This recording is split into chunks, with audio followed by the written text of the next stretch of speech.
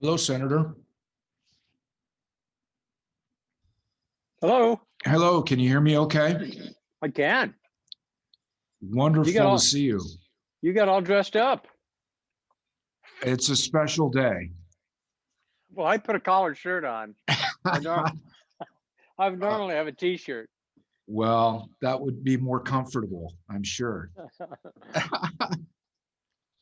I think we'll go ahead and get started Sure. as such. Lori, I think we'll go ahead and roll.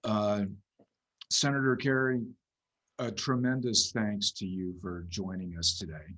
Oh, you're welcome. From My the pleasure. for the Nebraska Promise program, the Center for Academic Success and Transition CAST here at UNL. And we're here today with former Nebraska Governor and U.S. Senator Bob Kerrey. Senator Kerrey, before we get started, I wanted to tell you your final year as governor in Nebraska, I lived across the street from you briefly in a basement apartment at 14th and H. And it Yeah, I was know right where it is. yes, my first apartment moving from Tecumseh in the year prior to Oh my beginning at gosh. UNL. I worked in maintenance that year at Miller and Payne downtown. No, Uh, well, yes, my accommodations in that apartment were slightly less exotic than yours across the street, I suspect.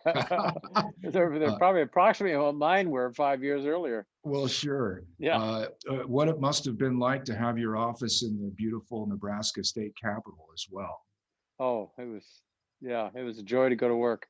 Absolutely. Yeah. And I wanted to tell you one other thing too before we begin. The day I graduated college, December of 1993, a few years later, myself and my mother and brother and my girlfriend at the time went to celebrate with lunch at Carrie's restaurant Oh on my good. West O. Oh yeah. So Yeah. a lot of personal connections there. And it burned down. Yes, something else. Yeah. But well, I'll be referring to your excellent autobiography as well during our talk today. Okay. And I know it's some time since you've written that, but it's such a magnificent piece and Well, truly thank you. impactful Thank you. on me. So I'll be mixing in some of that and student questions naturally as well. So, but once again, thanks for joining us. Oh, you're welcome. It's a You're welcome. tremendous honor. Yeah. Well, as a segue into your wonderful and very gracious video for our Nebraska Promise program on overcoming failure and adversity, some of the topics that we've been speaking about this semester are themes pivotal for first semester college students, like the necessity of embracing change, trying new things, taking chances. And if I may, I'd like to quote from just a couple of places in your book.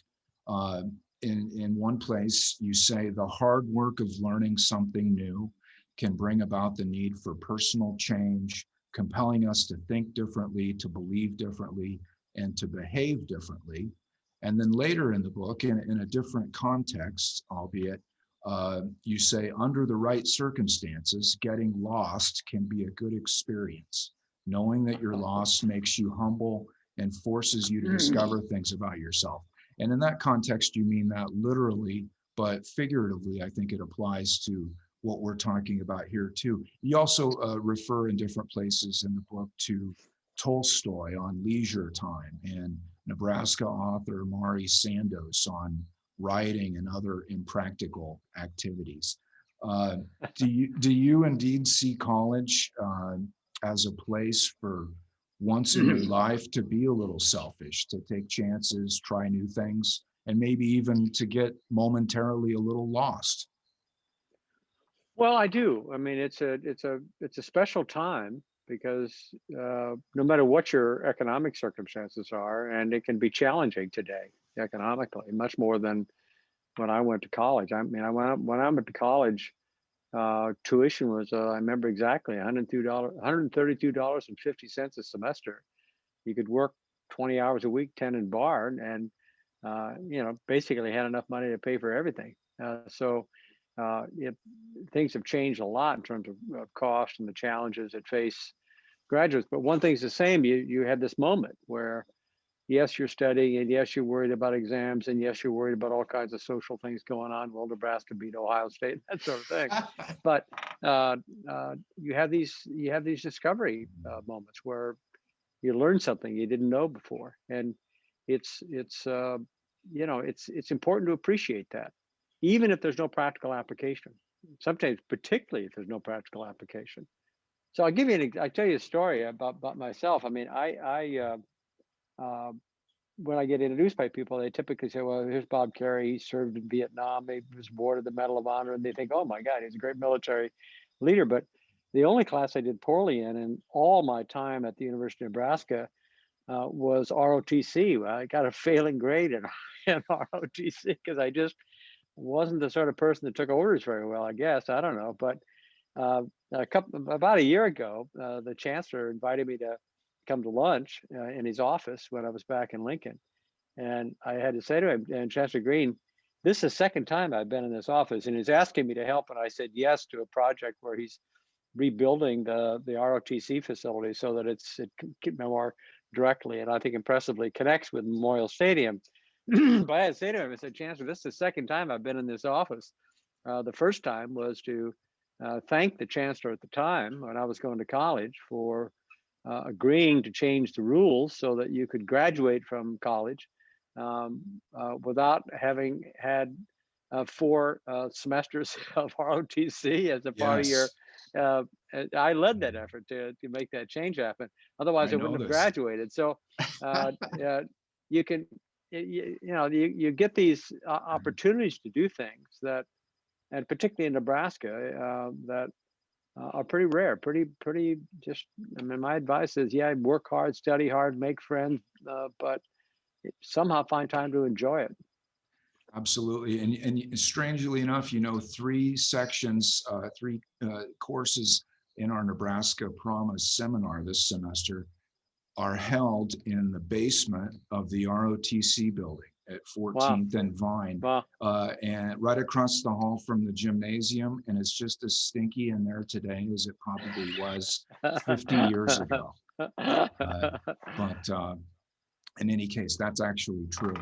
Uh, Kaylee asks you specifically, uh, is there anything you regret not doing in college?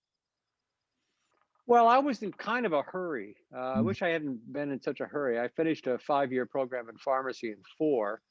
And you know, I guess the only regret I've got is I probably should have taken the entire 5 years because when I got back from the service, I applied and got into Stanford Business School. And when I met with the registrar out there um, uh, to put my classes together, he said, "Oh, I see you're from Nebraska. That's great. You must love Willa Cather." I'd never read anything about. I barely knew who she was. I had not taken any literature classes. It was all basically the basic sciences and accounting and a few optional things like that that gave me my degree. And of course, you had to have a practicum for a year before you could get licensed.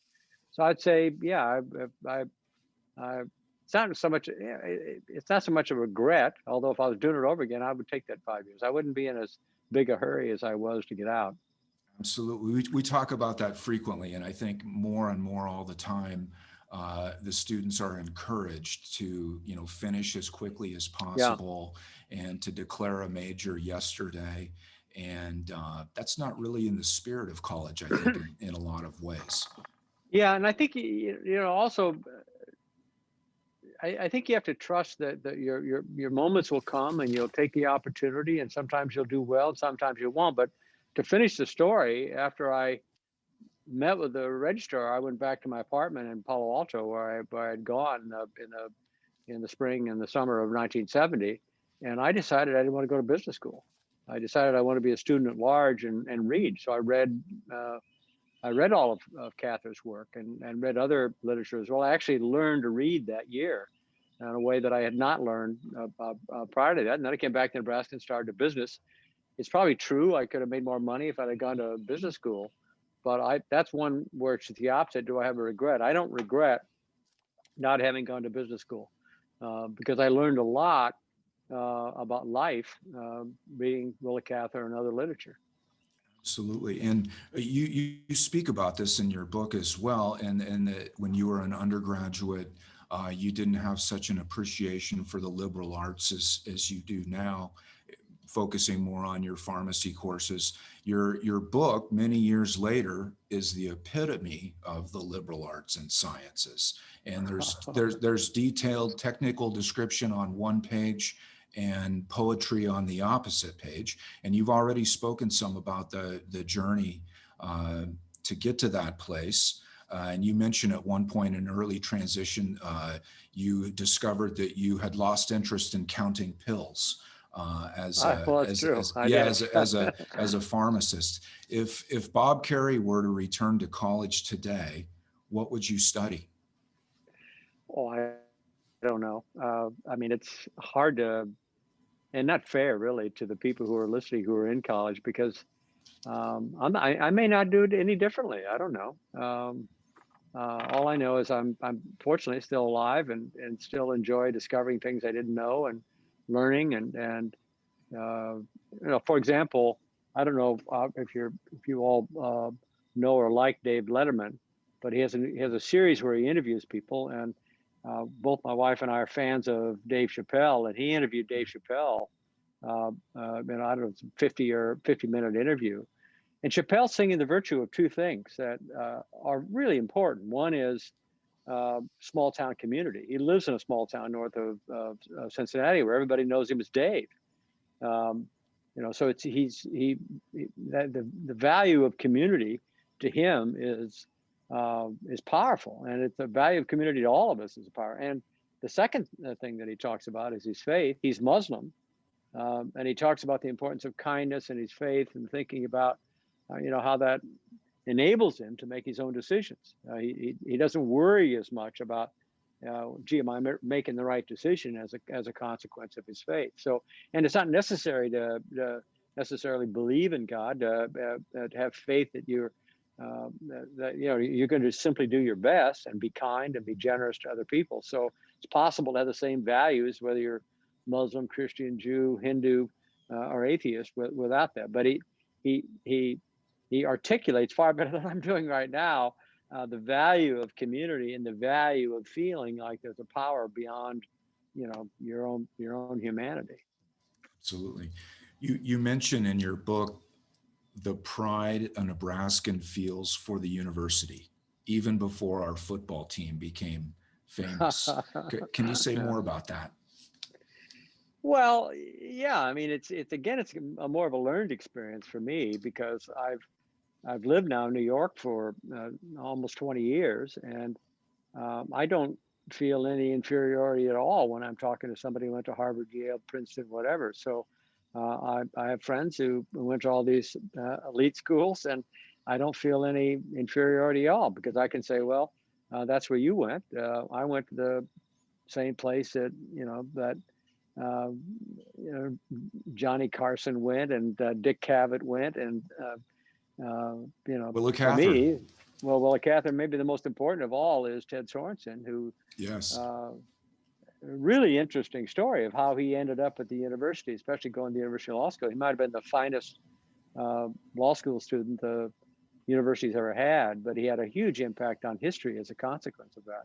But he Yes. appreciated where he was from. He understood that the place and the story and the values of Nebraska are unique. My freshman year at UNL, I went to Kimball Hall to hear Ted Sorensen speak. In fact, so Really? that was quite a treat.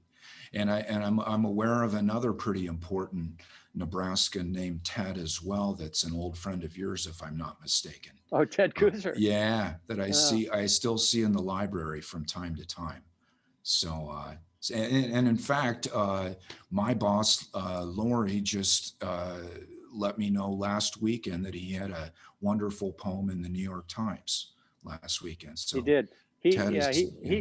He's got a book that I'd recommend to your class and to you if you've not read it, called Local Wonders. Yes. And the importance of that is that there are local wonders right around us, and if you feel that wonder, it's an awful lot easier to feel like you're doing the right thing. Anyway, it's a terrific story about just small things and how important those small things oftentimes are. What would you say is the most valuable part for you about being from Nebraska?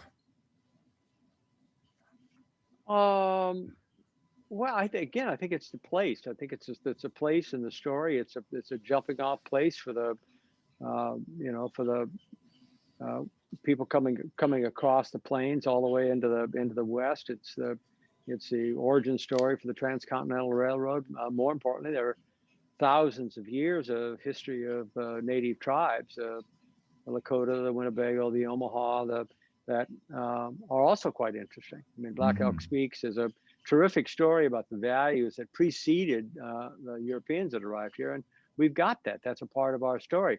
Not always a happy story, Hmm. which brings me something that I found to be very, very important in my own personal life, but it's also important for our country. You can have something you've done in your life about which you're ashamed, and you can have something you discover that our country did about which you're ashamed, specifically the way we treated the Native Americans, where we broke the treaty, and still believe that it's a great country and that we can build it and make it better. Uh, uh, Coming up against something either personally or collectively that disturbs you and makes you ashamed doesn't mean that's the end of the road. It's not the end of the road at all. So because Nebraska is in terms of European stories, is a relatively young story, but the native story is much, much longer. And Right. I happen to like, I love the rivers. I mean, every square inch in Nebraska drains into the Missouri River, and all these rivers, from the Niobrara down to the Blue, into the Platte, they all have stories attached to them. Yes. I'm constantly telling my Nebraska Promise students how much I admire their tenacity. Starting college under the trying circumstances that we're in right now, I, I feel we have a legacy of perseverance going all the way back to the pioneers, at least in that sense. Do you see it in that way? I do. I mean, this is a difficult time that we're going through, but we've been through worse. Um, I just finished reading a book about the discovery of gold in California in 1848, and my goodness, the difficulty of traveling in those times. I mean, uh, William Tecumseh Sherman, who was assigned to go out there for the army, it took him 3 or 4 months to go around the Horn of South America, to get there. And these travelers, they face tremendous obstacles and difficulty getting from where they were to where they wanted to go. Um, though I will say, I don't think COVID ranks right up there against that kind of difficulty, but this is a difficult time that you're going through. It's a challenging time because we're more isolated than we like to be. We're Yes. more anxious, both because of the COVID and I think because of the election. Yes. Anxious than we would be under normal circumstances. But we'll get through it. We're not through it yet, but we'll get through it. Hmm. How would you define Nebraskan character? Oh, I'm not sure I'm not sufficiently jingoistic that I see Nebraska character being that much different than Kansas character or Iowa character, but it's West. I mean, it's one part. We've got the 99th meridian that cuts right through our state, so half of our state is in the West, and it's cattle country, and half of it's in the, not quite half, a little less than half is irrigated farmland. So there is a perseverance that has to occur, and part of our story is getting used to new people, strangers. People are, oh my gosh, here are the Bohemians. They're not German. They're different than we are. Here come the Italians. Here come the Irish. Here come the Chinese. Here come the Mexicans. And there are moments when we aren't as welcoming as we ought to be. But inside of that are great stories of people being very welcoming, like Lexington, Nebraska at the moment, and that produces great strength as a consequence, great capacity as a consequence of the bringing together of people with different backgrounds. Yes. You mentioned a moment ago. You've lived at this point for many years in New York, and we read your 2006 letter to the New York Times, protect New York, but don't blame Omaha. Uh, Describe the difference in perspective from Nebraska and New York, and how do you negotiate the two? Well, I mean, first of all, I do think people are pretty much the same no matter where you go. You know, we're trying to take care of ourselves and our family, and Mhm. we want to be safe. You want to have opportunity. I mean, there's uh, human beings aren't that much different when, no matter if you know, you bump into them in Antarctica or you bump into them in Alliance, Nebraska. So, um, but there is something about a place that that matters, and and we're younger, although and we're younger than they are in New York, and the dense urban environment is different than than Nebraska is. But you know, in 1975, I was just not about a year and a half after we opened our first restaurant, a tornado blew us away in Omaha, and it was quite moving how the city became a community. We're all helping each other, and can we do anything for you? You know, and it was a disaster, but it was a wonderful moment after that disaster. Well, the same thing happened in New York City after 9/11. Yeah, people were angry and they wanted to know who did it, but we were, we looked at police officers differently and fire department, first responders differently. We would say things like, glad to see you, and because we didn't know if we would ever see them again. So, and people were pulling together and trying to help each other. So, it's another example of how people are pretty much the same, and no matter where you go. And I do think that there's a tendency, no matter where you are, if you're living out in rural Nebraska or living in New York City, to think that the other guy is different than you.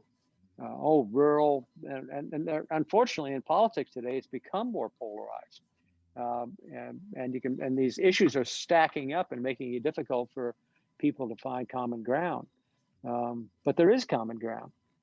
One of the great things about the draft, I was subject to selective service and got drafted, is that we were all in it together. You could find yourself fighting side by side with somebody with a PhD, and somebody that dropped out of high school, and somebody from Mississippi, and somebody from Boston. I mean, we were all mixed in it together. And the next thing you know, we find out, well, we aren't that much different.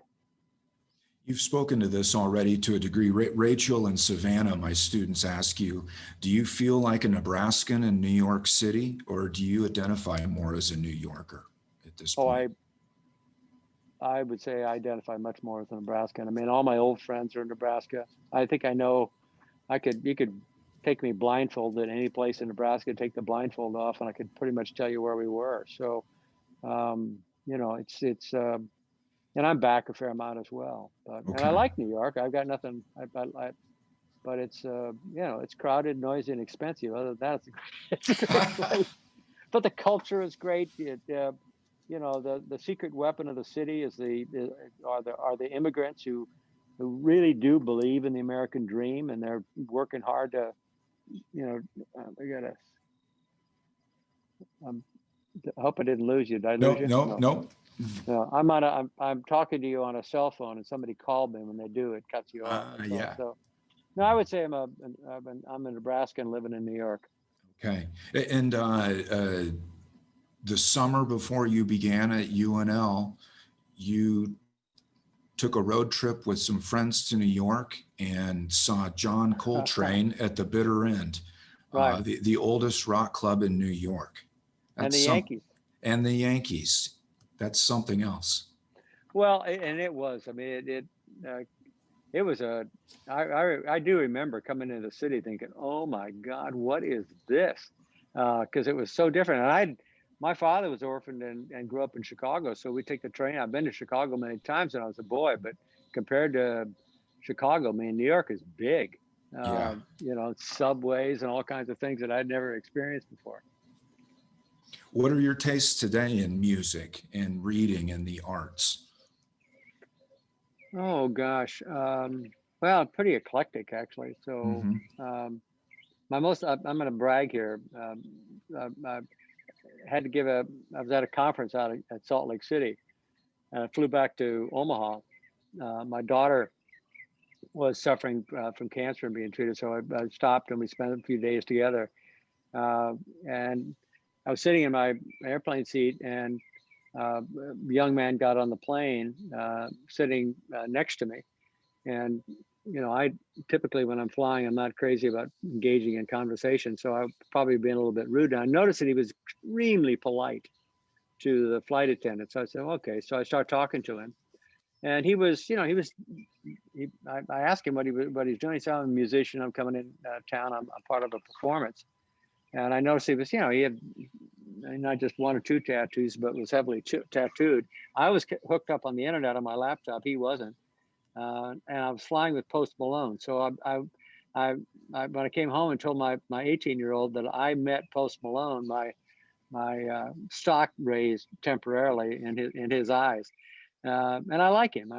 I this morning was listening to Rihanna Giddens, who I've come to like as well. So I mean, the great thing about music and art is when you come face to face with you, it can be quite inspiring. Mm-hmm. There's a wonderful podcast that Dolly Parton has done. I think it's called Dolly's World or something like that. It's a great story. Her personal story is great, but she's a phenomenal songwriter. I had no idea how many songs that she wrote, and she wrote that song, "I Will Always Love You," as a goodbye message to her former manager. You can imagine how that guy must have been bursting into tears when she sat next to him and sang that song as a way to say goodbye. So, I don't know. And at the moment, my reading is kind of all over the place. Mostly, I would say it's mostly history and biography. Do you read a fair amount of fiction? Yeah, I like to go back and forth. So, I mean, I would say I spend more time in the nonfiction world, but I need fiction to sort of take the pressure down a little bit, because there's a really terrific book that I actually would recommend that's nonfiction. It's called The Biggest Bluff, and it's written by a woman whose family came to the United States from Russia when she was 4 or 5. Her name is Maria Konnikova, and she's got a PhD in psychology, and her area of focus and interest was how human beings make decisions. And she's a student devotee of a Nobel laureate by the name of Danny Kahneman. And she had a number of things bad happened in her life. I think in 2000, sorry, the phone rang. My phone rang again. Can you hear me? That's Sorry. okay. Yep, you're right there. Yeah. Anyway, so she had a number. I think her stepfather, her father-in-law died, and her husband lost her job. And then she had an autoimmune disease where she was breaking out in rashes, terrible rashes, meaning that every time she put any clothing on at all. So she took an interest in a mathematician by the name of John von Neumann, who's an expert in game theory, and he. The games he liked were ones where you play it with imperfect knowledge. I can have a computer can beat me in chess. I have a computer beat me in Go. Computer beat me in all these games like that. But I can't get a computer that can beat me in poker. So poker is the game she focused on, and she learned to play it. And the importance of it is that what The Biggest Bluff is all about is not about how to play poker, but about how to live life. And because in poker, for those of you who play poker, you'll know that you can win a hand. Sometimes you win with a lousy hand, and sometimes you lose with a good one. And she, she teaches you a lot. You learn a lot when you're playing games like that. And I found myself saying, okay, I've feel like I've been bluffing my way through for most of my life, and felt an awful lot better as a result of reading it. Yes. I'm going to try to drop some breadcrumbs down a wild goose chase, if you'll indulge me for a moment. Sure. One of the most striking parts of your book for me, and it's a very brief mention, and it's a very funny mention, but the moment when you were in your youth asked to leave your Boy Scout troop due to your many unsuccessful efforts to design your own merit badges. And I thought to myself, that is an extraordinarily striking example of someone thinking outside the box at such an early age. So beginning with that, and just a few years later, you would be a teenager in 1950s Lincoln, growing up during the advent of rock and roll. And I know your affinity for Buddy Holly. You were memorizing song lyrics from AM radio. And of course, in your wonderful video for us, you quote the Mark Knopfler lyrics Nothing. Right. from Dire Straits. And I want to add one last component to that as well. I mentioned to you on the phone this summer, and my students all know the story. In 1992, when you announced your candidacy for president in downtown Lincoln on the plaza in front of the Historical Society, it was jam-packed. I was a junior living in Selleck Hall at the time and couldn't see anything. So I shuttled up a tree by the Arby's restaurant there so I could see you on the stage. I had the best view of anybody in the place. And your final words that day, leaving the stage, were, of course, I'm running for president of the United States. And the whole place erupted, and they blasted out Fleetwood Mac's "Go Your Own Way" from the PA system. And I dropped out of that tree like a sack of anvils. I was so excited. But where I'm going with all of this is I sense a lifelong pattern of free thinking and asking questions and questioning authority when necessary, though you nearly always do so within the system, as it were. But rock and roll is not a trivial thing in your life, has not been. No, music in general is not. I like music a lot, from classical to rock to, to, I grew up in Motown. There was great music in particularly in the 1960s. So, and there is today. There's good young musicians out there like Post Malone. And there's something about music that brings people together. It just does. It's very difficult to remember what your political party is when you're listening to Willie Nelson in a live concert, I used to love when he was live James Brown and listen to James Brown saying, you cannot listen to James Brown and remember when you're all done whether you registered R or D. So there's something about music that tends to allow you to conquer your prejudices that you might have had before you started listening.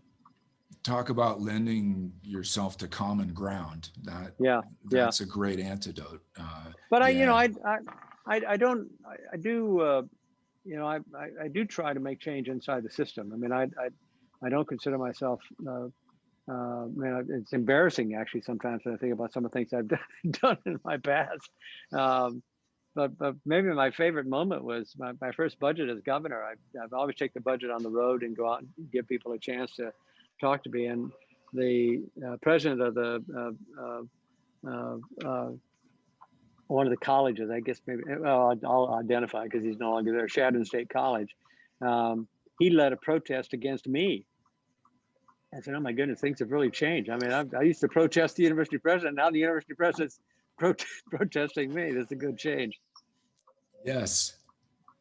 Well, I'm gonna turn it over a bit to some student questions here, if I may, directly. Ted asks not only what the average day looks like for you today, but what does a successful day look like to you?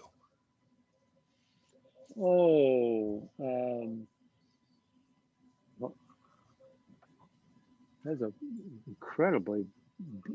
bright red bird that just landed on my table, so I got distracted. What is a successful day for me, man? I'm like you. I'm doing a lot of things remotely, so I've got 4 or 5 phone calls today, and then my wife and I we have some friends over who's having a birthday. We'll celebrate with them. I would say the most successful day is when I end up the day saying I minimize the number of moments when I'm rude and insulting and inconsiderate, because I tend to get focused on what I'm doing and tend to block out everything going on around me. And at times when you're doing that it can be hurtful to people that are trying to break inside of that cone. So Yes. um, I'm very lucky. I'm still working. I enjoy it. I'm doing mostly things that I like, but I have plenty of time to stay up till all hours of the night watching Joe Biden and President Trump debate. So. Mm-hmm. Anthony asks, in what ways has COVID affected you and your schedule? Oh, it affects a lot. I mean, the thing about COVID is that it's a virus. We know that. We know it's dangerous. It loves to get inside us and get inside of our cells and destroy our cells. So it may never happen, but what I know is if I wear a mask, I don't need to now because I'm talking into a telephone. I wear a mask. I maintain social distance. I wash my hands regularly and just be careful, and that reduces the chance. Doesn't eliminate, reduces the chances that I'm going to become infected. But that limits my travel. I haven't spent a dollar on dry cleaning, which you're seeing everything I wear, I can put it through the washer dryer. But I'm not around people like I prefer to be. So it does limit. On the other hand, I've got a 19-year-old who just started college, and he's the limitations on him and the limitations on you are in many ways are much more difficult than the limitations on me, because I've already finished college. I've already finished my work life. I don't find myself suffering as a consequence of the limitations that are imposed upon me. Mm-hmm. You have a really good idea of what it's like to begin college right now under these circumstances with your son as such. I do, Yeah. and although the '60s were difficult too. I mean, we got Mm-hmm. out. We had the draft, of course, that was the most Yeah. difficult. We had um, big changes that are occurring, especially in civil rights. Not just civil rights, but individual rights of all kinds during the '60s and the '70s. It was a difficult time. Um, but we, I don't. I think for most of us, we never lost sight of the fact that we're lucky to be here. Mm-hmm. Nolan, Marissa, and Tyler would like to Is it? know. Is this too much noise? No, it's Okay, not. okay, No, just okay, good, fine. Not good. at all. Nolan, Marissa, and Tyler would like to know your proudest achievement in the Senate. And I know there are Oh, many. Does any stick um, in mind, come to yeah, mind? yeah. I mean, the probably the most important is one I'm still working on. Actually, we when I got to the Senate in 1989, it had been 14 years since we left Vietnam. That war went on basically 20 years. It was we left Vietnam in 1975, and under law we had Trading with the Enemy Act restrictions. We didn't have diplomatic relations. We pulled our embassy out of Saigon at the time, and the first President Bush worked to normalize to get a roadmap to normalization. Um, he had it basically done by the time he left office. Bill Clinton implemented it in 1995, but it was, I don't know, 8 or 10 of us, about half Republican, half Democrats, that worked on it in the House and the Senate. We got it passed. There's provisions in there to help Vietnam build its higher education system. We've got an institution over there called Fulbright University Vietnam, a graduate school, and we're just starting an undergraduate. And basically, the simple message is, making peace is a heck of a lot harder than making war. But I'm very proud of that effort. We got over it, and it was an angry, difficult process, but we got over it, and we're doing something really, really important and good in the world. And as I said, everybody basically that were involved in it left their partisan spurs at the table and just rolled up their sleeves and did the work. The proudest thing I've ever done personally is being a dad. I mean, watching my oldest two children be a good father and a good mother. When that moment arrives, you think, okay, all the rest of it's kind of a rounding error. When you see that moment, and that kind of pride is pretty great. Absolutely. I'm aware of the program that you mentioned in Vietnam as well. One of my roles in the CAST office alongside Nebraska Promise is as international specialist. So I have the wonderful opportunity to focus globally and locally, as it were. But Well, that was that was an interesting, one little detail of that 1975 moment that I think it's important to say. Uh, Gerald Ford was president at the time, and he decided, and it was unpopular. Ford did a number of things that were remarkably good and difficult because they were difficult. It made them even better, which was he's going to open our borders to Vietnamese who wanted to get out and come to the United States of America. I just finished reading a book called Last Boat Out of Shanghai about 1949, the Chinese communists coming in and taking over China. We had a much different policy in 1949 than what we had in 1975. We had an enlightened president who fought like heck and got it done. And all those people coming in, there were arguments against allowing them to come in, but man, they've added a tremendous amount to our country, socially, economically, politically, and they helped us yes, get the normalization legislation done. They really become great Americans. absolutely. Henry and Eli. Eli's from Tecumseh, like myself, so you know he's a rascal. He would like to know whether you enjoyed your time more as Nebraska governor or as U.S. senator. Well, it's an interesting question. I mean, the two different jobs. So, I mean, the best thing about being a governor is you're home. You know, Yes. I lived in Lincoln, and if I left the state, I would, stay in a hotel and I'd come back home. So I was in the state 363 days a year, something like that. So it's just a more normal life. It's easier on your family, and you get connected to things you're doing. You recommend the legislature, they either pass or don't pass what you want, and it can feel more satisfying. The Senate level, you're dealing with not just national law, but international relations because of the importance of the United States of America in the world. So it can be a little more frustrating. You're one of 100 in the Senate, one of 535 total in the Congress. And sometimes you want to get something done and you never get it done. There's some things I want to do in health and education, for example, that I never got it done. In fact, and some of them I never got close. On the other hand, we changed the law in regard to the way we collect and analyze intelligence. We changed the law that created the crop insurance program. We changed the law and built lots of things in Nebraska where local leaders wanted to make better schools, parks, et cetera. So you can really feel a sense of accomplishment. But in both cases, the unifying thing in both cases, and it's, for those of you who might find yourself in politics at some point, it's a really important, I learned the lesson before I got into politics. Those offices, there's real power in those offices.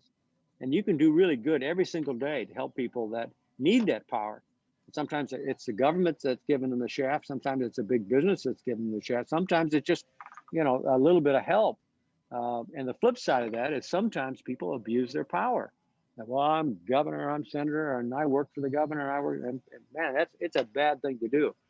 Because if you really are focused on trying to help people a little bit, even in the United States Senate, we say, "Gosh, what'd you do this year?" Well, we did a lot to help individuals. None of it's going to make a headline. None of it's going to make you feel like you're going to get mentioned someplace in a history book. But for that individual you've helped, it's a life changer. Absolutely. It must have been surreal for you many times as Nebraska governor, former Lincoln Northeast Rocket, now living in the governor's mansion. You must have had to have pinched yourself from time to time. Did that seem surreal? Yeah, I mean, it was I ran right out of business. I didn't have any political experience at all. Right. So right. I get all the way done. I said, okay, now what do I do? I needed a lot of help, both to get there and to govern. My student Rye asks, and speaking of rock and roll, Rye is a drummer in a local band that just last weekend played a gig at the old State Movie Theater down on O Street downtown. Wow. You remember that place? I do indeed. Yes, now called the Bourbon Theater. Rye has a good question. Given the divisive political climate that the U.S. has endured for as long as I can remember, what do you see as a way for people to bridge the gap and find common ground between us?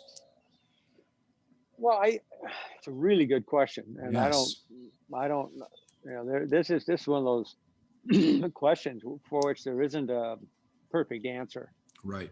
But I think you just have to force yourself to listen to somebody else and say, okay, I'm for women being able to make their own reproductive decisions, and um, you're against that, and you've got a different point of view. I think that we could have reasonable gun control legislation. You don't.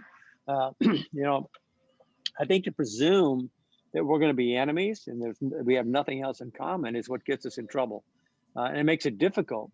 It makes it difficult for the people who are representing us because Mhm. we become intolerant. What do you mean you're compromising with Senator Blowhard to get immigration reform done? You've sold out your principles. No, you haven't sold out your principles. Your principle is to try to make incremental progress, try to solve a problem. And you can't solve a problem only by working with people who agree with you. Uh, the only way to really solve a problem is working with people you disagree with, and trying to listen to them critically and trying to find a way to reach common ground.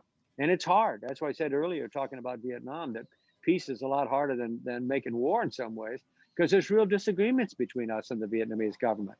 They're having their own challenges trying to figure out where they go from where they are right now and what kind of policies they had to put in place. And people can get really hateful and difficult.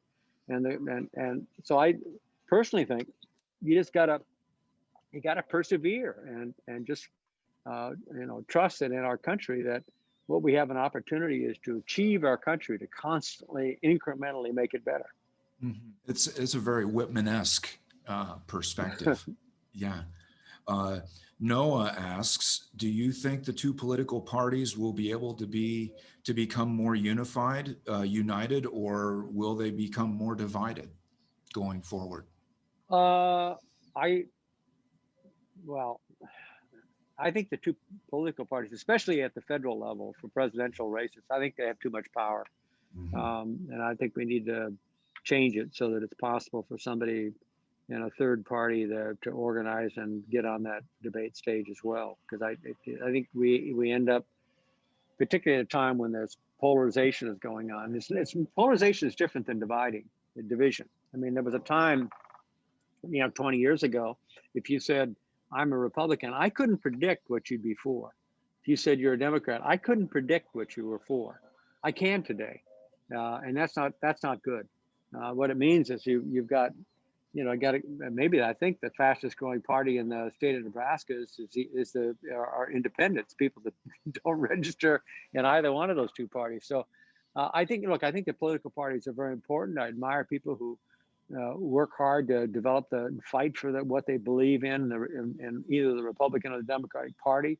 It's not an easy process. It's an important thing to do.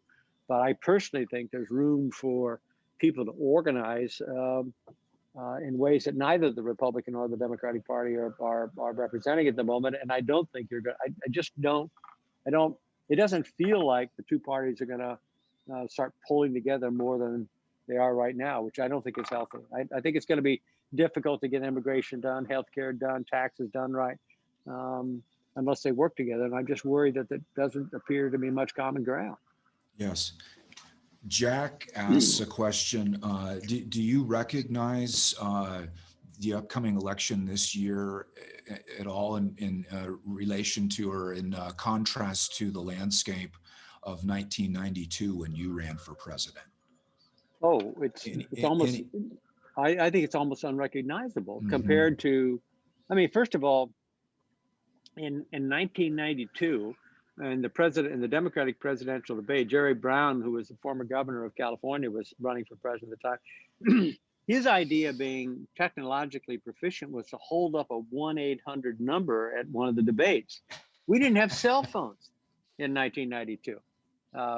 We didn't have Google, we didn't have Facebook and Twitter and all these sorts of things that have changed the nature of political campaigns. They truly have. I mean, when I was governor, I dated an actress. We'd, on weekends we'd walk down the zoo bar and sit at the bar and drink, Jack Daniels and dance. You can't do that today.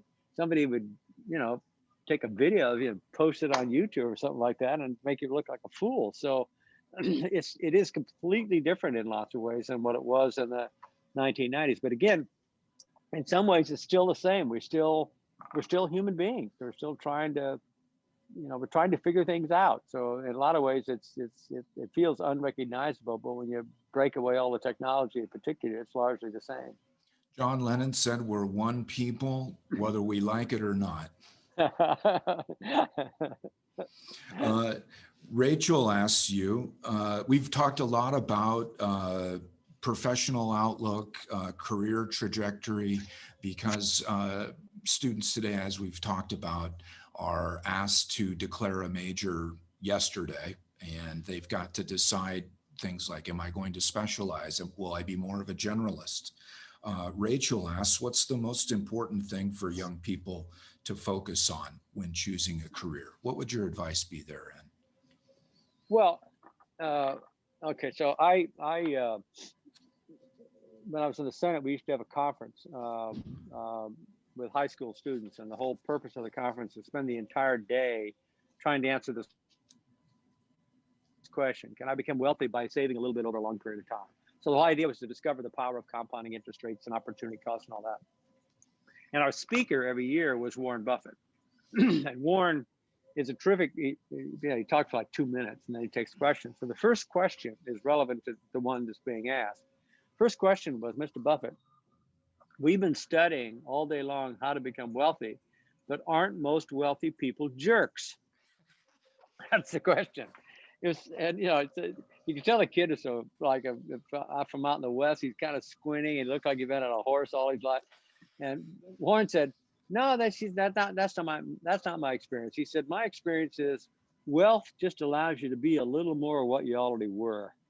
So if you start off a jerk and you become wealthy, you can be a really big jerk and you can sue all your friends and make everybody's life miserable. Otherwise, you can do good with it. He said, you all have three things. You have intelligence, you have energy, and you have character. You're born with all the energy and intelligence that you need. And the only thing that's going to determine whether or not somebody wants to be your friend and somebody wants to be your husband or wife is your character. And you build that every single day. And it's about telling the truth. It's about being there for a friend when a friend needs you. Developing your character while you're in college is more important than anything that you're studying in any major decision that you're working on. It's your character that's going to count all the course of your life. Oh, that's lovely. How often do you get back to Nebraska or to Lincoln, Senator Kerrey? Well, it's a little less often at the moment because of travel restrictions. Right. I mean, I'll be out there the week right after the election. I typically get out there every 4 or 5 weeks or something like that because I've got, as I said, my daughter's there. I have a grandson there. Most of my old friends are there, so I like getting back out. What do you miss most about it?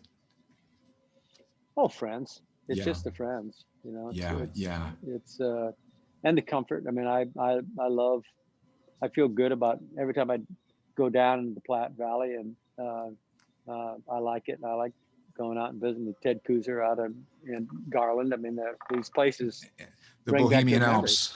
Yeah, they just bring back good memories. When's the last time you were in downtown Lincoln? Oh gosh, well, before the pandemic. So it had to be, March or April. Okay. Very recently. Okay. Yeah. Very good. Yeah. And any particular? Go ahead. I'm sorry. Any particular favorite hangouts downtown still?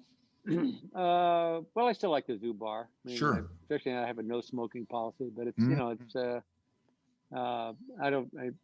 I don't hang. I used to hang out there a lot, but I don't anymore. Sure. Any parting words for the inaugural Nebraska Promise University of Nebraska class, Senator Kerrey? Yeah, be kind to your friends. Be kind to your, and study hard and enjoy yourself. I mean, life is good. We're extraordinarily grateful that you've joined us today. This is really a once in a lifetime opportunity. So it won't have to be one. We can do it again, so it's twice in a lifetime. Well, be careful. I may take you up on that. Just ask. That's all you have to do. Okay. Very good. Right. Well, thank you very much for your time today. I hope you have a lovely weekend, sir. You too. Thank you. Bye. Bye-bye.